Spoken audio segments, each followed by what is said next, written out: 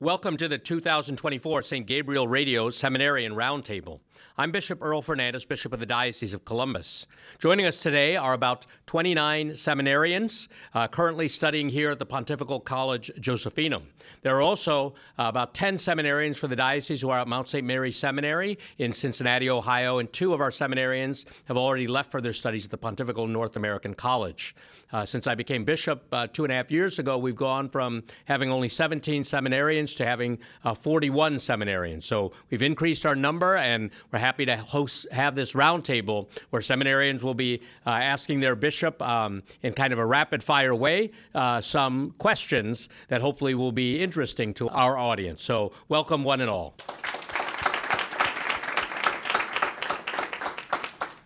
Hi, Bishop. This is Deacon Kevin Girardi from Our Lady of Victory, and I'm in my final year here. And this past week, we have been with 30 young men from around the Diocese of Columbus, high school men that are discerning the priesthood, discerning giving their life to Jesus and his church in order to offer the sacraments to the people. What is your advice for young men around that age or maybe in the college years who are thinking about giving their life to the Lord and to his church for the priesthood? I think one thing I would certainly say is to remain open to the Lord's call. So often today, young people want to have their whole plan of life laid out before them, and they want everything in precise detail, and there's a lot of mystery to life. Sometimes other people would like to have, including parents, would like to have their sons' lives planned out.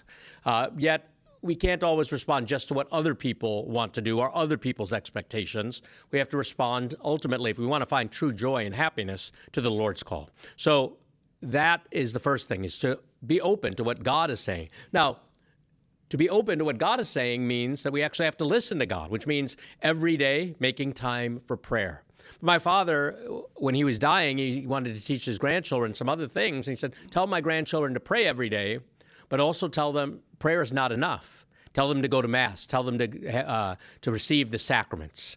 And so to anyone discerning, I would say this: to regularly receive the sacrament of penance and reconciliation so that our mind is clear from sin, so we can see things more clearly, that we can have a peaceful heart so that we can listen more carefully with our hearts to what God is trying to say and how he is calling us, and to receive Holy Communion frequently to be filled with grace and continue that friendship with Jesus. I think it's also good for high school age men to begin to have a spiritual director. They should think about perhaps coming on retreats like the Quo Vadis retreats, or when I have the Andrew dinners 4 different times during the year. I have dinner with those men who are in discernment, or if they're college age, the Melchizedek Project. Even some high schoolers come to the Melchizedek Project as well to attend those sorts of events, including the Come and See weekend here at the Josephinum. These are all things that can keep kind of a regular rhythm of prayer and discernment going, because sometimes we have a lot of enthusiasm and then there's no follow-up, and so we lose our initial enthusiasm. So we need young people, I find, today want credible guides to accompany them on their vocational journey, and so we, the church, want to be there to accompany them. So those are some initial steps I would recommend. Hi, Bishop. Yeah, this is Deacon Sam Severance from Holy Family Parish in downtown Columbus, and I'm in my 4th year of theology. And just thinking about what Kevin just asked, I'm thinking about the joys of the priesthood. I know in Quo Vadis, at this retreat, we try to share with these men is that the priesthood is a life worth living, and it's a life that's worth giving your whole life to. And I'm thinking about yourself. I know a lot of people make comments about how you smile a lot, and I'm wondering if you could maybe share some of the joys that you have as being a bishop and priest and share that with the people who are listening. Well, one of the great joys, people do call me Bishop Smiley. They used to call me Father Smiley. No matter where I go, whether it's the Eucharistic Congress in Indianapolis, I was just in Ireland this past weekend. Bishop, you're the only bishop we ever see smile. Well, part of it is I think back to my own First Communion Day. And I had a lot of questions as a son of immigrants about whether God loved me as much as the white kids, as much as the rich kids, as much as those who were athletic or strong or tall. And on my first Holy Communion Day, I got an answer: yes.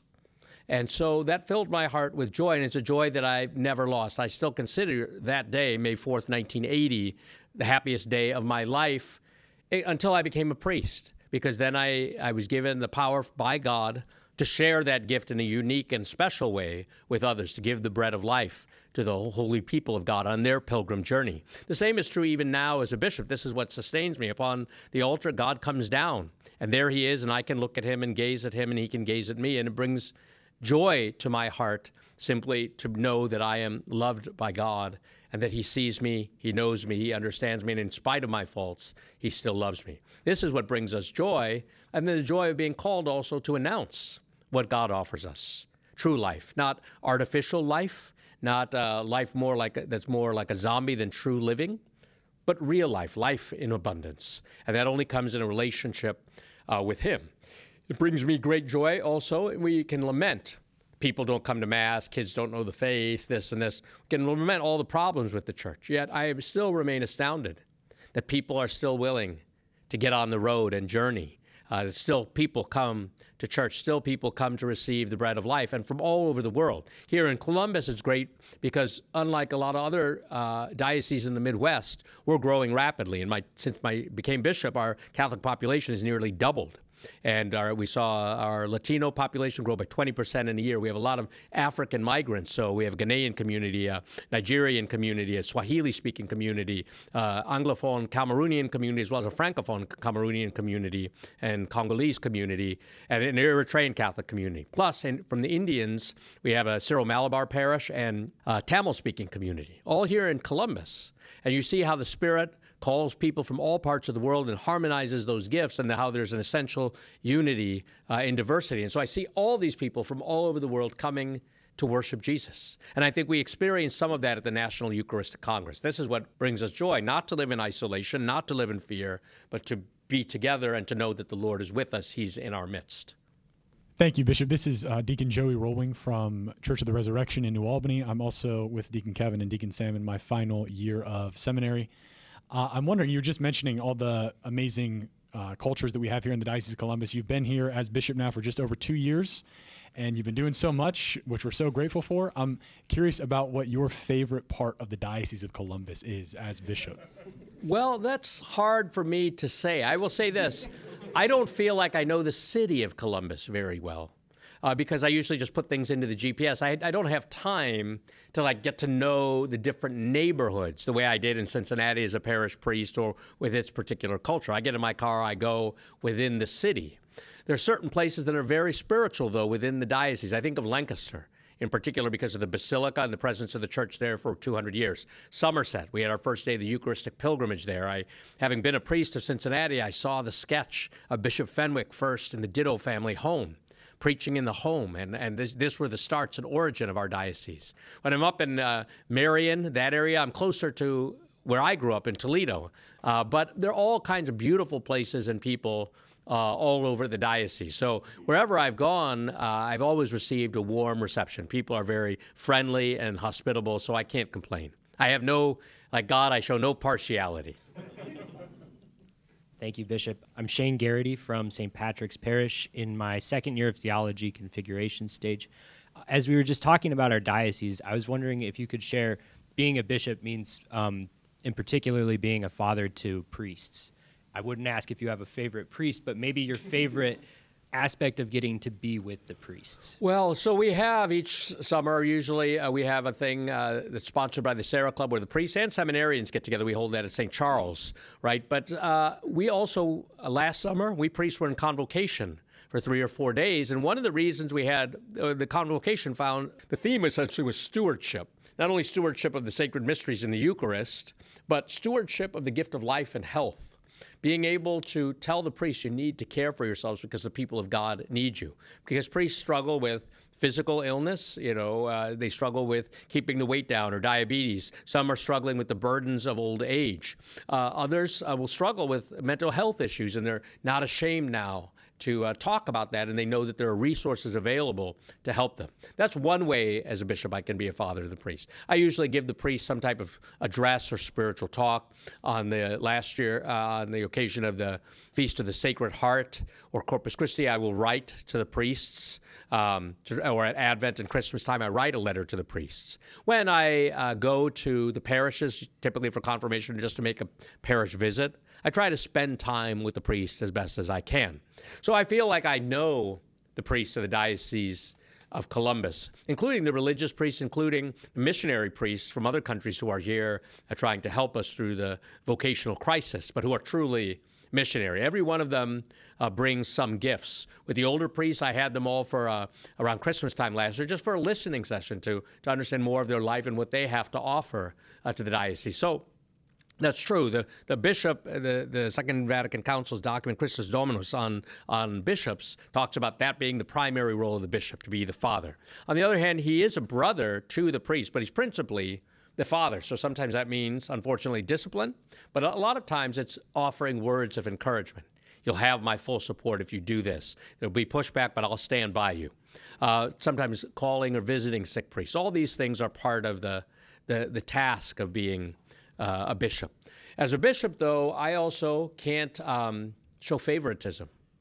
So in a way, when I was a priest in Cincinnati, I had a priest support group. I got together regularly with about 5 or 6 priests, and typically we'd get together for evening prayer. We would have a nice meal together and chat about what we're going through in the priesthood, and usually we chat about the bishop and all the things that the bishop's doing wrong. As a bishop, I can't really do that. So it's a kind of an isolated life, but for me, what I do in that case is, not only do I have Monsignor Frank Lane as a good friend and spiritual father to me, I do a monthly Zoom call with Bishop Kurt Burnett of the Byzantine Eparchy of Passaic, with Bishop Drew Cousins of Crookston, Minnesota, and with Bishop Juan Miguel Betancourt of Auxiliary Bishop of Hartford. We were all in Rome together, all became bishops, and so we do a Zoom call just for fraternity, just to talk about what are the specific things that bishops go through, because existentially we know what many priests go through. Every priest's life is different. So, but I am concerned about the life and health of the priest, which is also one reason why many of the changes with Real Presence, Real Future were so necessary. Right? It's not just, do we have enough priests, but we can't keep asking our priests as they age to take on 4 and 5 parishes to have this much administration that keeps them away from doing what they love, which is preaching the gospel, celebrating the sacraments. Some priests, it's true, have a gift for administration, but we have to think about what's realistic for our priests. We also want to be able to offer our priests opportunities for sabbatical, which they have not had. Now we have a number of retired priests who can step in when a priest has to go on sabbatical, or if a priest has to go on leave of absence for health reasons. Now we've got a deep bench of seasoned veteran priests, retired priests, who step in to fill the gap and bring some stability and healing to a lot of parishes. So this is how we try to be a father to the priest. Sometimes priests aren't happy with every decision I make, but that's okay. I mean, as long as they know that I genuinely care about them, that to me is more important than necessarily being popular. Listening to the priests is an important thing for me to do as a spiritual father, but also sometimes you have to take decisions, and you make decisions. Sometimes everyone's right on, Bishop, and other times they're not so satisfied, but as long as they express themselves to me, I try to listen and to understand where they're coming from, and it seemingly is working. Thank you, Bishop. I'm Ben Van Buren from St. Catherine of Siena in my 4th year of college. When you became bishop, you adopted the slogan, Veni Sancte Spiritus, Veni per Miriam. I was wondering why you chose that slogan and how your relationship with the Blessed Mother has shaped both your priesthood and your episcopacy. So I chose that slogan, that Veni Sancte Spiritus, Veni per Miriam, is a phrase from Monsignor Luigi Giussani, who founded the movement Communion and Liberation. And that was a big part. Communion and Liberation has been a big part of my life over the last 20 years. I find that I have a lot of support from lay people who are part of the movement. And Monsignor Giussani, his approach to education, but even toward faith, changed kind of the way I taught, the way I approached evangelization. So he's had a big impact on my life, but actually, in my mind, I had 2 thoughts for a Episcopal motto: either Veni per Miriam, which I eventually chose, or Gaudete in Domino, rejoice in the Lord, because I'm always happy and always smiling. When I worked at the Apostolic Nunciature, we always thought, well, we would rejoice if a bishop chose as his motto, "We are useless servants."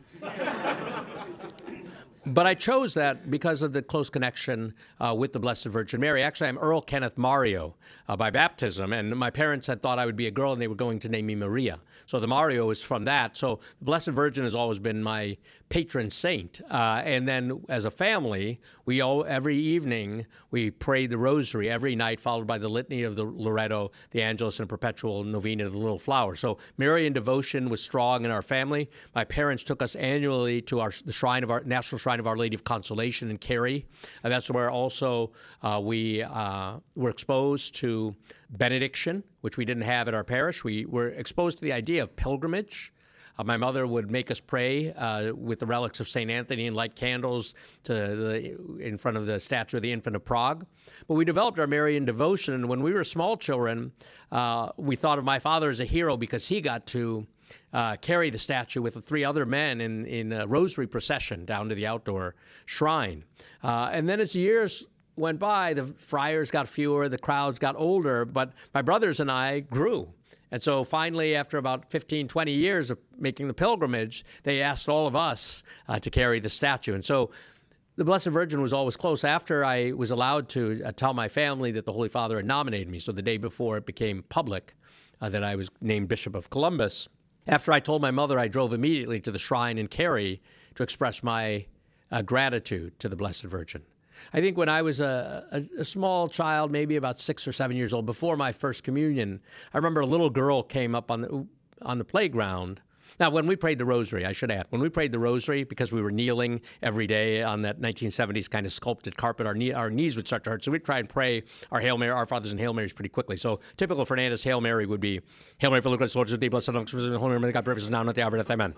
Anyway, I was on the playground one day, and this little girl came up and said, Earl, you look like a gorilla.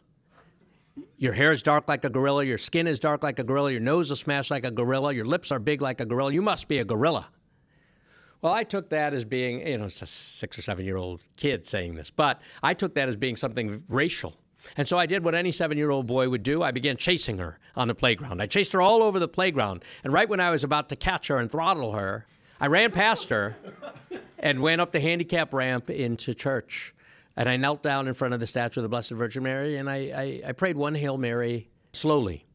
And I felt the closeness of the Blessed Virgin Mary, kind of a spiritual warmth and tenderness, and everything was okay. And so I've always had this sense of the Blessed Virgin Mary, no matter where I have gone in my life, no matter where I have strayed, she's there also to guide me. The Lord in St. John's Gospel says, woman, behold your son, son, behold your mother. And from that moment, he took her into his home. But really in Greek, what it wants to say is into his interior life. And so I think that goes hand in hand with my own personal spirituality. The years I was in Rome, I studied the Alphonsianum. And St. Alphonsus Liguori, the founder of the Redemptorist order, Mary was very important to him. In fact, he's got his book, The Glories of Mary, but also Visits to the Most Blessed Sacrament and the Blessed Virgin Mary. Often in his prayer, the prayer between Mary and Jesus sometimes even gets mixed together. Okay, but there's a closeness of the two hearts. But every day I would walk to school at the Alphonsian Academy, and right next to it is the Church of San Alfonso, in which is the icon of Our Lady of Perpetual Help. So I'd stop frequently there to pray. So all along, there's been this Marian presence in my life, and so I think it's very important to have the Blessed Virgin in our lives. Hi, Bishop. My name is Nicholas Arnold. I'm from Senator with the Confessor in Granville, finishing up my perpetuic year. As someone who travels quite a bit, I was just wondering if you had any thoughts on what is good rest? What does good rest look like, especially as someone who's gone through all the seminarian stage, the pre-stage, and now as a bishop? So do as I say, not as I do, because generally I'm a workaholic, right? I get up at 5, I go to bed at 11, and I work all day, and I like to work all day. So taking time off is not actually restful for me, but it's necessary. For me to rest, for me to go on a 3 to 5 mile walk is actually restful, not exhausting. I've been in theory, on vacation the whole month of July, but in theory, communism works. So I haven't really been vacationing. But I did try to go with 2 priests out to visit Bishop McKnight out in Jefferson City at the Lake of the Ozarks, and just to be still and to not have to do much, to go see a few movies and to just kind of rest. Resting, there's the resting in the Lord that comes in prayer, which actually does get me renewed and recharged for the tasks I have to face. Being with other priests and or other bishops gets me recharged. That's what resting looks like for me. Sleeping in late is not really my thing for resting. Being away and not looking at a screen is actually restful. To not have my phone ding, to not be perpetually available is restful for me. So this past weekend, I went to Ireland. My friend Monsignor Seamus Horgan had been appointed Apostolic Nuncio to the South Sudan. So I flew on Thursday, arrived in Ireland on Friday. His ordination, Episcopal ordination was on Saturday. On Sunday was his Mass of Thanksgiving. Then we went out to the cliffs. And then on Monday, I flew back. Right? But I didn't take my computer with me. And it was great. And I didn't answer any emails, so I could see my emails on my phone. I only had to do one call while I was away. And just to not have to deal with all of that, to not have to deal with the constant complaints, that's actually restful. For me, I actually rest personality-wise when I know that my work is done, that I don't have outstanding speeches, homilies, letters to write, because that can be very time-consuming. So for me, rest means not necessarily going far away, but having a regular rhythm of life where I have time for prayer, time for being with other priests, and having my work done so I don't have to rush into everything else. The work will always be there. And then I think that's one of the things that I learned working at the Apostolic Nunciature. It's a skill that you have to acquire and then not backslide, though I have backslidden, if that's a word, a little bit. And that is this. When prior to going to the Nunciature, I was doing 3 academic dean's jobs at Mount St. Mary Seminary. I was teaching 2/3 time. I was functioning as the registrar because the registrar was sick. I was the person in charge of all the visa paperwork. I was writing for the Catholic Telegraph magazine. I was the censor for books in both English and Spanish, and many other tasks, whatever the Archbishop asked me to do. And, I was administrating an Italian parish where we had Mass in English, Italian, and Latin. So I like to work. The seminarians gave me a little Staples button. I hit it, and it says, "That was easy." And they said, "Well, that's when the Archbishop gives you another job." That was easy. And then I went to the Nunciature, and everything slowed down. I was going mad with nothing to do. And there's a kind of a Roman notion, well, even if you don't have work to do, you have to sit at your desk to be available in the off chance that you might be needed. So eventually the work came, but it wasn't a lot of work. But I think the Lord was trying to teach me, be still and know that I am God. And to be able to get to the office, to be able to do the work, have lunch, take the siesta, go back to work for a little while, and then shut down the computer, and to walk away from it and work on other things that are a greater priority because that work will be there the next day. So learning balance. Bishop, this is Ray Duffy from St. Catherine of Siena. I'm going into Pre-Theology 1. You mentioned in your opening remarks how the diocese has sent two men, Chris Dixon and Michael Radican, to study in Rome for the next 4 years. As someone who studied there, were there any major things you learned during your time in Rome that you might hope those guys learn or experience? So when I was going for my studies 20 years ago, Archbishop Pilarczyk was the Archbishop of Cincinnati. He said, don't let your studies get in the way of your education. And what he meant by that is what you're principally going to learn is not in the classroom. What you're going to learn is about your own humanity. You're going to get a sense of the church itself and the universal nature of the church. I hope they would learn something about fidelity to the See of Rome and to the Holy Father and develop a great love for the Holy Father. These are the types of things that I hope they develop. I hope they also learn some languages.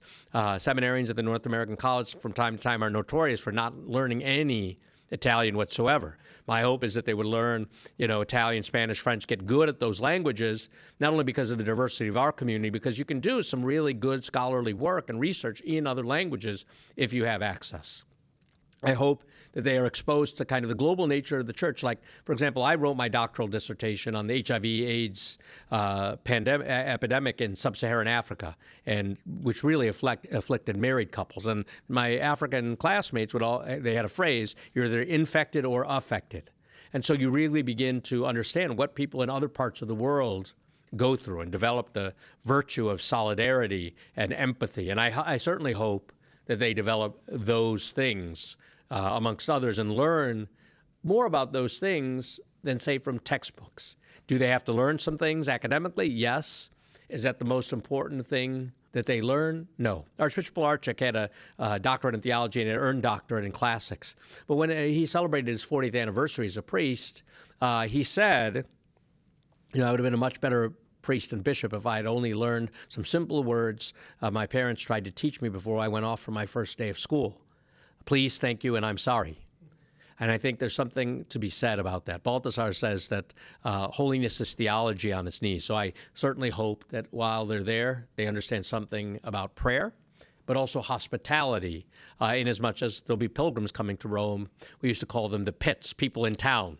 And I hope they show hospitality in receiving them, showing them Rome, and really awakening the faith. Sometimes when you're abroad, you're homesick for food, for television, for many of those things, but for the people, you miss your life back home. But certainly I hope that people from Columbus will go and visit with them, as well as some of the priests we now have studying in Rome, and really experience Rome so that their faith is enlivened, so that we're constantly learning how to evangelize and to go to, the Pope says, to the spiritual and existential peripheries, but that can even be in Rome, which is the ends of the earth. Hi, Bishop. I'm Chad Walton at St. Bernadette's Parish in Lancaster. I'm finishing up my propedeutic year.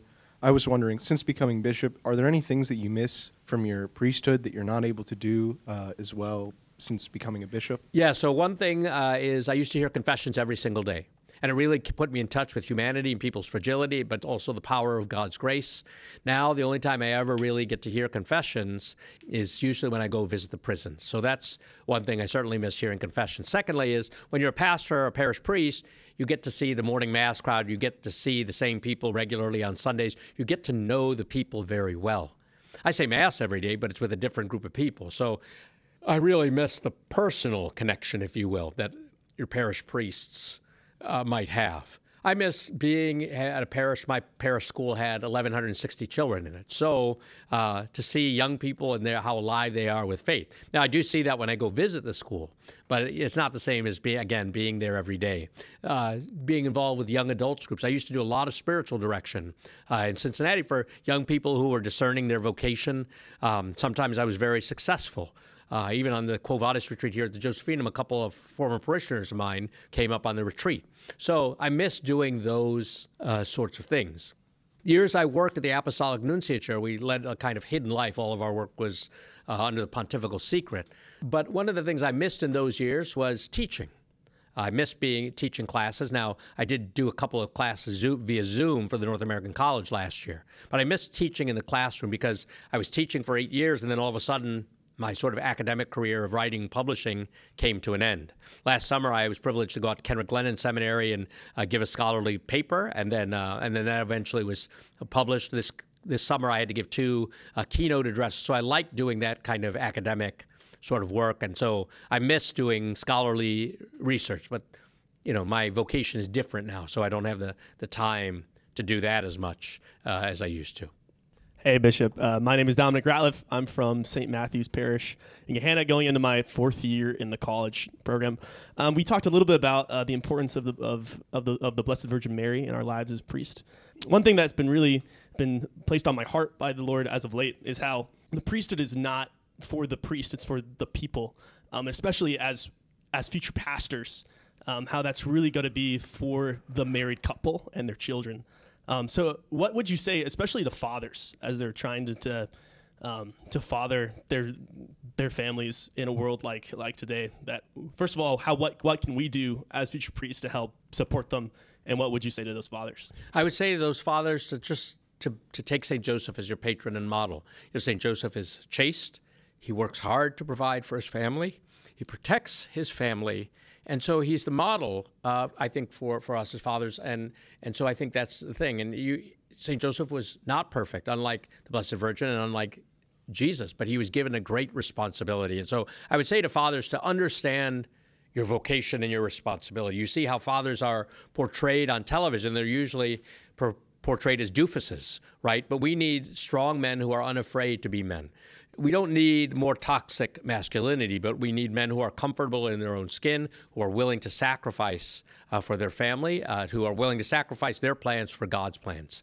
I think in a similar way, this is who the priest has to be. He has to be one who lives for others. Whatever dreams St. Joseph may have had for what his life with Mary was going to be like and his family life would be like, his career would be like, all of those had to die for God's greater plan. In a similar way, seminarians, and Father Roger Landry, when he's here, he spoke about the value of celibacy. He said, you prioritize lay people in your life by taking a promise of celibacy. You make yourself radically available to them, and you become a living witness to the good things to come in the kingdom of heaven. You point people to that. And so by making this promise of celibacy, you're saying to the lay people of the world, I'm here for you. And I think that helps us to overcome any kind of culture of clericalism, any misuse of authority. Our authority is given to us for service. All right, we're going to take a break here. We thank you for your attention. We'll come back after a short pause. We all share a responsibility by our baptism to support those who are considering a vocation to the priesthood. Our job is to inspire and encourage young people to be aware and open to hearing God's call. Prayerfully keep this message in mind and share it with those you feel might be discerning this path towards the priesthood, and keep them in your prayers. For more information on vocations, visit faceforwardcolumbus.com. That's faceforwardcolumbus.com. This is Dominic Ratliff, a fourth-year collegiate seminarian from St. Matthew's in Gehenna, studying at the Pontifical College Josephinum. Welcome back to the 2024 St. Gabriel Radio Seminarian Roundtable with Bishop Earl K. Fernandes. Hi, Bishop. My name is Sean Caslow. I'm a parishioner at St. Patrick's in Columbus. I'm in my second year of philosophy. My question is, for those who don't really get to encounter us seminarians too much, what really impresses you about our seminarian community? I think one of the things is your humanity. I mean, I think most of you have a great sense of humor. I think it's courageous in this day and age to say, I want to go and serve my brothers and sisters. I want to leave the world behind to go and be formed, especially in a highly secularized and polarized country. Years ago, to be a priest was a great thing in the eyes of the world. It was a symbol of status. Often the priest was the most intelligent person in the community and highly respected. Things have changed, especially after the sexual abuse scandal and with the priest shortage, and many of our priests are getting older, and it can be demoralizing. So when young people step forward and say, yes, I want to serve, here I am, Lord, it gives encouragement to the faithful that all is not lost. It gives them hope for the future. I think we saw that in the Good and Growing Need campaign. The people of God gave nearly $600,000 for a second collection just to account for the abundance of seminarians we had enter the seminary last year. We're going to have ongoing needs as we continue to grow here in the Diocese of Columbus. But I think when you probably experienced this when you went to the parishes, how supportive and how grateful the people of God are. So I think that's an important dimension of all of this. Many people think, okay, they go to the seminary. These seminarians are the new ones, and the new priests are very, very traditional. They're very rigid. They're conservative. What do they have to do with my life? And I look at it differently. These are the men who are willing to sacrifice. Before the Second Vatican Council, in the ritual for marriage, the priest had an exhortation before marriage, and lines from it included these: sacrifice is usually difficult and irksome. Only love can make it easy, and perfect love can make it a joy. We are willing to sacrifice in proportion to our love, and when our love is perfect, the sacrifice is complete. There's no greater love than this, than to lay down one's life for one's friends.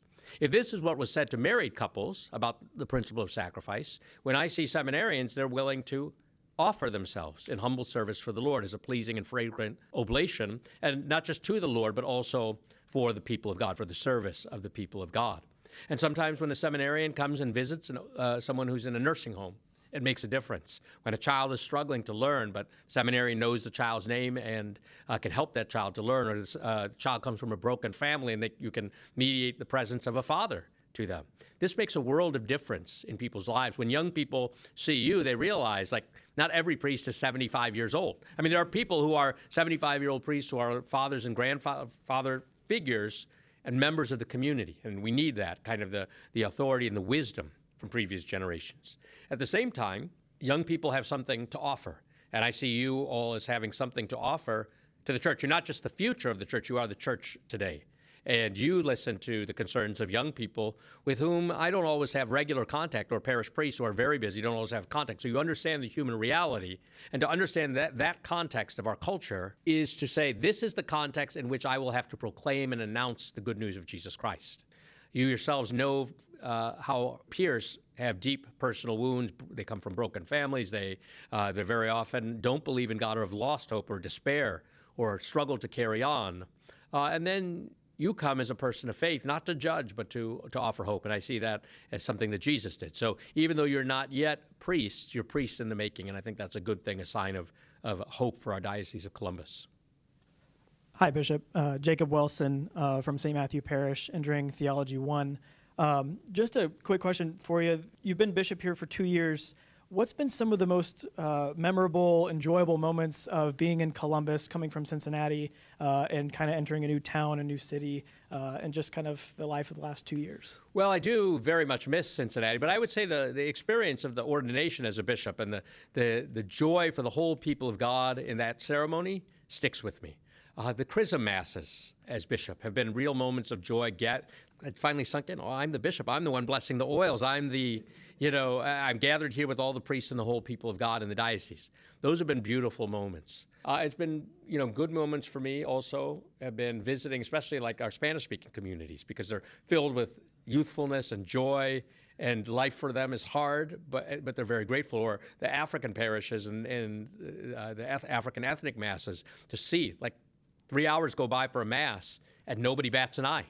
And it's a wonderful experience of joy because it's the joy of being loved by God. And so that really sort of resonates with me. Powerful moments have been when I've gone into the prisons and jails, whether it's having Christmas Mass down in Chillicothe Catholic Chapel in one of the prisons, but then after I had Mass for the folks there, they took me to a gym and there were the men on death row. You wonder, will there be a next Christmas for them? And one of them happened to have been a former parishioner of mine. I didn't realize he was there, but his mother would always ask me to pray for him. And so you have these moments. The Women's Correctional up in Marysville, or on Holy Thursday the last 2 years, I've gone to wash those who are incarcerated's feet. And it's a special moment, a privileged moment, I think, when during the Eucharistic pilgrimage to the diocese, we were the only place in the country on the 4 pilgrimage routes where we're actually admitted into a prison, where we were able to have exposition, we had confessions, we had the Mass, and then we had a procession around the prison grounds. The closeness of God, you see what God is able to do. And so I think those are kind of great moments as bishop. There are moments of going and doing confirmation. A place I really enjoyed going for confirmation was Circleville, Ohio. First, because all the kids were normal and they laughed at my jokes and they shook your hand and they looked you in their eyes and they weren't on their phones.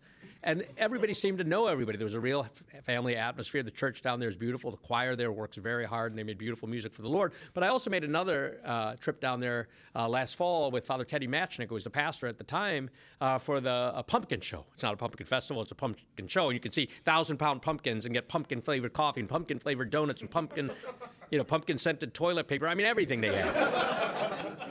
But you see the simplicity and beauty of life, and that is a great blessing. And I'm sure there are other places like that in the diocese, but that really struck me. It's a beautiful day, but the people there were joy. It was like how life used to be in a simpler age.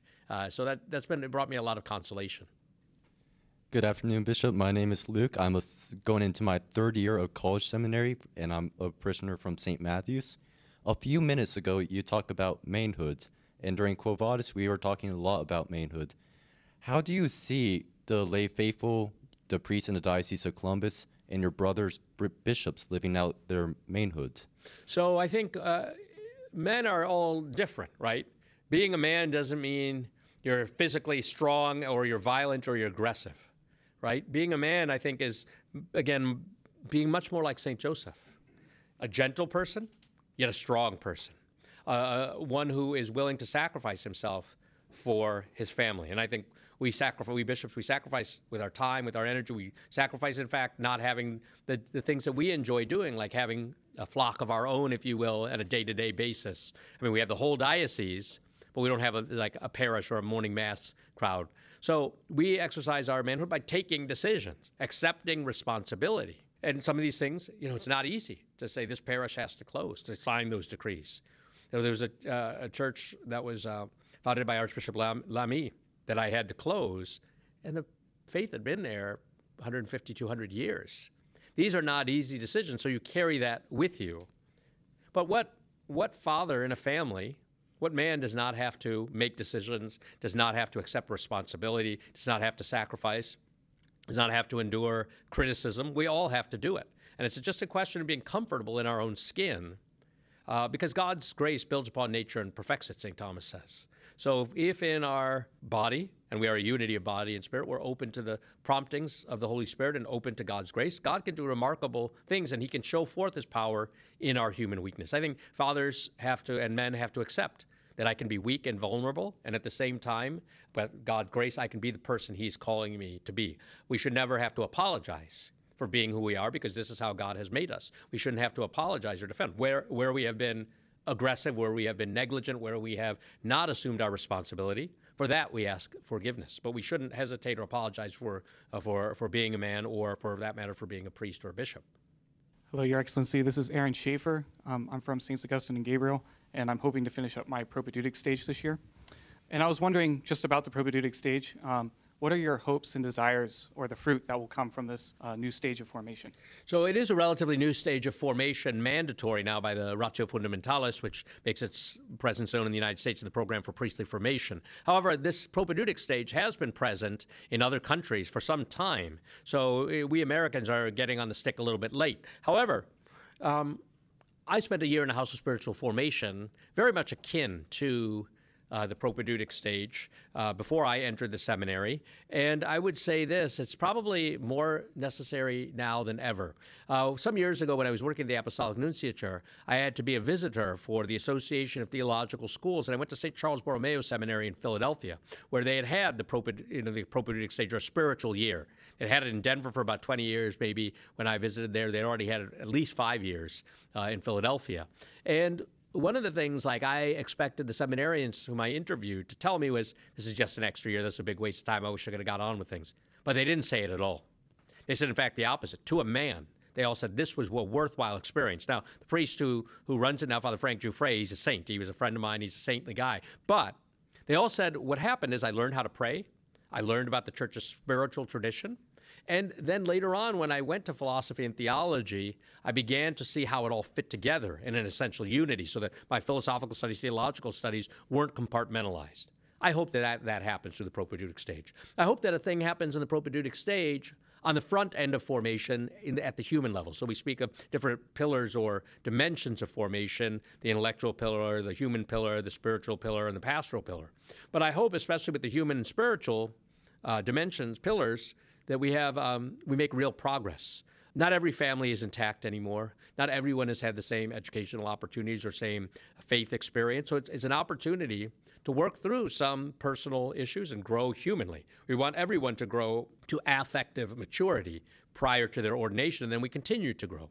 So it's preparatory, but we hope that at the human level, that the human matrix is stronger through the propedeutic stage, and that the director of the propedeutic stage can be, and the spiritual director can be, true fathers to the men who are going through that. So they have an experience of fatherhood and sonship, and then they carry that with them into the discipleship and eventually configuration stages. We hope also that that will then allow for greater integration of formation throughout the stages, and we hope then that we're not dealing with some of these human issues on the back end as the diaconate ordination is approaching. We're hoping that we can have discernment throughout the propedeutic stage. And if a guy finds this life is not for me, we've helped him to find his way in life. If this propedeutic stage helps him to then engage in philosophical or theological studies, well, then it's done its task. But again, if the human matrix isn't right, then the other pillars of formation will be rather unstable. So we hope that the propedeutic stage helps in that regard.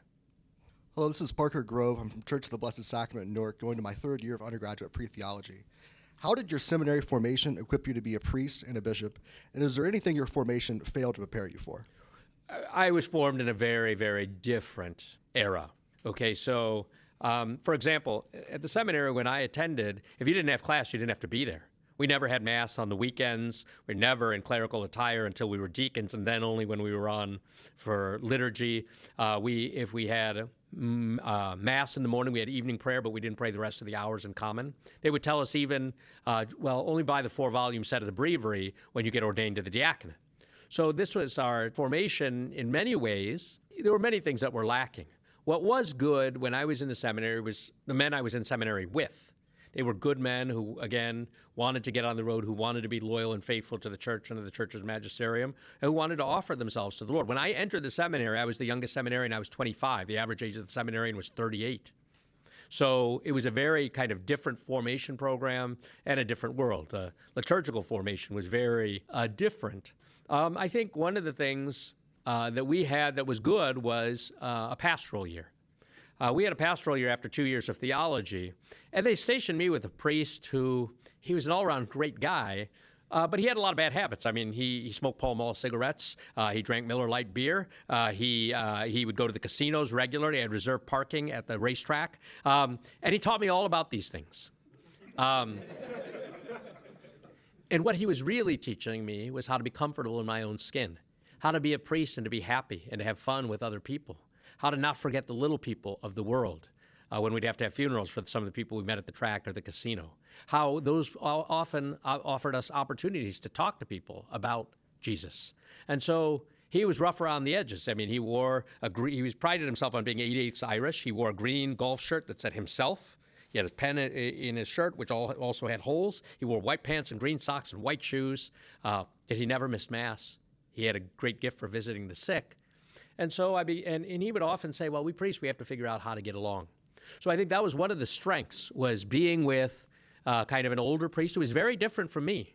But we learned how to get along well at a human level, which I think having a sense of being part of a larger presbyterate and being inserted into a particular diocese or local church is a very important part of formation. I could say, well, look, I wish we would have been reading Ratzinger, von Balthasar, and so on, de Lubac more in the seminary. I wish we would have had a bit greater exposure to Thomas Aquinas. We had some of that. And then exposure to a lot of other theologians, we might say. However, what I enjoyed was the opportunity I had to study and to make use of the library, even my free time, so I could read other things, which once you get into a parish, that amount of time is limited. And then I was sent away to study for 4 more years. And again, I was eager to get back home, but now I don't have the time to study the way I did. So seminary is a privileged time. So I think the strengths of our seminary was really the pastoral formation and the human formation that went on because of the guys with whom I was in seminary. The intellectual formation could have been more rigorous, but then you have to consider who the student body was at the time. Men who were older, who were in second careers, etc. So things were simply different then. I don't lament it because that path then helped me to become a priest, which also enabled me to become a bishop. Nothing prepares you then for what you're going to encounter as a priest or a bishop. Obviously, the day before my priestly ordination in 2002, we had an hour-long press conference because that's when everything was happening with the sexual abuse crisis exploding, the Dallas Charter, all that sort of thing. So I've been living priesthood and episcopacy through the after effects and the ongoing effects of all of that. I could never have imagined I would ever work at the Vatican Embassy. Again, nothing prepares you for that, nor does anything prepare you for the Cardinal McCarrick scandal. You just encounter one thing after another. When I was first ordained, I said Mass at a parish, a Mass of Thanksgiving at my home parish in Cincinnati, Sacred Heart Italian Church. And I was shaking hands with a guy, and he said, "Oh, Father, you're a good young priest. I'm with the Sons of the Sacred Heart." And he's shaking my hand. He's putting $20 into my hand. "This is for you, Father. Congratulations. By the way, Father, do you know any Latin? Because we do an all-night adoration vigil down at Old St. Mary's Church and here at Sacred Heart, and we need someone who knows some Latin who can say Mass for us and do the benediction. Can you do that for us, Father?" He's giving me the $20. So how could I say no? So I said, okay, I'll sign up and so on. But just then, someone from the parish, from my pastoral internship parish, they were very involved with the festival, but their son was 19 years old. His name was Brian. He had a brain tumor. And so I thought, well, I can go down for Mass at Old St. Mary's, say to Mass, and on the way back stop at Christ Hospital. And I did that, and I stopped. I went up the elevator, and as soon as I got off the elevator, the young man's grandparents were there, and the grandmother said, "Oh, Father, don't let my grandson die." And then I walked into the room, and his parents were there, whom I knew well. I said, "Brian, this is Father Earl from Assumption. I'm here with you. Your parents are with you. God's here with you." He couldn't speak, but he could. He was still alert. And I said, "I want you to think of all the sins of your life. Are you sorry for all your sins? And if you are, clench my hand." And he did. And then I gave him absolution, the apostolic pardon, gave him the sacrament of the sick. And then that evening at the parish festival, we had Mass for all the festival workers at midnight, and then he died the next morning. Nothing prepares you for that as a new priest. Yet God gives you the grace. Time and again, this has been my experience, whether as a priest or as a bishop. The Holy Spirit does, in fact, tell you what to say and what not to say, how to be prudent and how to be courageous, but how to comfort God's people. Hello, Bishop. This is Hans Ender. I'm a parishioner at St. Patrick's, and I'm preparing to go into my propedeutic year. What advice do you have for young Catholic men and women in our diocese to stay pure and close to Christ in a world so saturated with secularized ideas that are contrary to the Catholic I teachings? think there's strength in numbers. I think this is why groups like Young Catholic Professionals and young adults groups are so important. So, for example, YCP is great for professionals who want to network, like at Sacred Heart Church here in Columbus. A lot of young adults get together, or at St. Christopher's, they get together and there's support. I think the lay ecclesial movements like Communion and Liberation, Opus Dei, Neo-Catechumenal Way, Catholic Charismatic Movement, this is a way where you can have strong family networks of people so that you can really focus on the things that matter, things of faith, and realize I'm not alone in journeying through a highly secularized and sex-saturated culture. Hello, Bishop. This is Brant Boyden. I'm from the Basilica of St. Mary of the Assumption in Lancaster. I'm entering my third year of formation. Just had a question. We recently had the Eucharistic Congress calling for a Eucharistic revival in our country. Can you talk a little bit about your own devotion to Christ in the Eucharist and how that's changed through your priesthood and episcopacy? Well, I mentioned this earlier about how my first communion day was the happiest day of my life, but as a priest, to be able to share the gift of the Eucharist with others is very important. And now as a bishop, not just to share the gift of the Eucharist, but through the other sacraments as well, including conferring confirmation but upon young people, but then ordinations of priests. Right? Then you create the next generation of those who will give the bread of life to the people of God. When I ordained the men who were ordained to the priesthood this year as deacons, but also when I ordained them to the priesthood, or the 9 men I ordained to the diaconate last year at the National Shrine, the Dominicans, or even Father Peter Claver, who I ordained last year.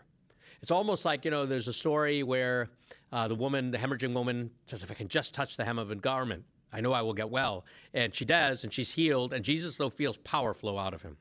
It's sort of like that. But when you see the new priest, all of a sudden you realize I have a new brother, I have a new spiritual son. And that's very rewarding, who will then give the bread of life to others. And it is this bread that comes down from heaven that we need to live forever. Shortly after I was ordained a bishop, my best friend died of cancer. And then 2 months later, my mother died. But I have great confidence that I will see them again in the resurrection of the flesh on the last day. My best friend from college, I was able to bring her back to the church and confirm her on her deathbed. And my mother, I was able to give her the viaticum, the apostolic pardon and absolution, and give her the sacraments with my brothers present. So I have great hope in the promises of Jesus, but every priest gives the hope of eternal life to everyone he meets. Hi, my name is Andrew Nonsengzi from St. Catherine's, finishing my propedeutic year. I just had a question in terms of we had so many new seminarians come in. What do you think was that reason, and how can parishioners and listeners really help promote vocations? Well, I think when I was ordained as a bishop, I said this year in the diocese there are more bishops being ordained than priests, and people kind of chuckle, but it raised the awareness. So I think prayer, we cannot underestimate the power of prayer and fasting for vocation. Secondly, we have a great vocation director in Father Hahn, who really does follow up, who does understand priests. Thirdly, the regional vocation promoters, the younger priests who he's got working throughout the diocese. I think that makes a difference, along with the Melchizedek Project and the regular meeting with people, doing things like the Quo Vadis retreat, the Come and See weekend here at the Josephinum, the Andrew dinners we reinstituted, and for young women we have the Marian dinner. All of those things are helping us to create a culture of vocations. I also think that making the reform at the Ohio State Newman Center has actually borne some fruit in terms of men responding to the call. So we make an investment, and we make a financial investment in all our seminarians, but the fruit of that investment is going to be so much more. So it's a variety of things, but Jesus says, ask the master of the harvest to give you laborers for his harvest. And if we ask, he also says, ask and you shall receive, seek and you shall find, knock and the door shall be opened unto you. And thanks be to God, the door is being opened to all of you young men so that the people of God can continue to have the sacraments. Thanks for your question.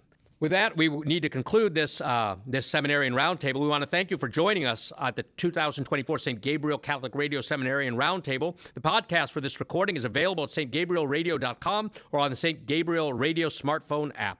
Many thanks. We'll conclude with a short prayer and blessing. Almighty and eternal God, we give you praise and thanks for this time that we have shared together. We ask that you continue to pour out your Spirit in great abundance upon these seminarians as they prepare for another academic year. May they be shaped and formed into those men you wish them to be, and to be priests of Jesus Christ for your holy people as they journey on this pilgrim earth toward the new and heavenly Jerusalem. We ask this in all things through Christ our Lord. Amen. And may the blessing of Almighty God, Father, Son, and Holy Spirit come down upon you and remain with you forever and ever. Amen. Amen.